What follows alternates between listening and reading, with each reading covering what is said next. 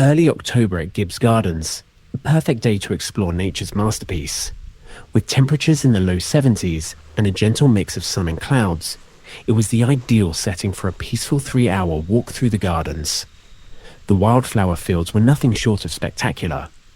Cosmos, zinnias, coreopsis, and more painted the landscape with eye-popping colours, creating a vibrant tapestry that seemed to stretch endlessly. Each bloom was a reminder of nature's artistry, a feast for the eyes and the soul.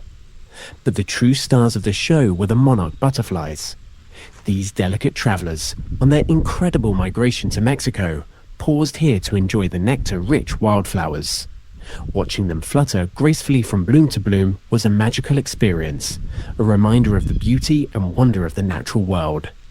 Gibbs Gardens in October is a place where time slows down, and every moment feels like a gift. Come and see for yourself, where wildflowers bloom and monarchs dance.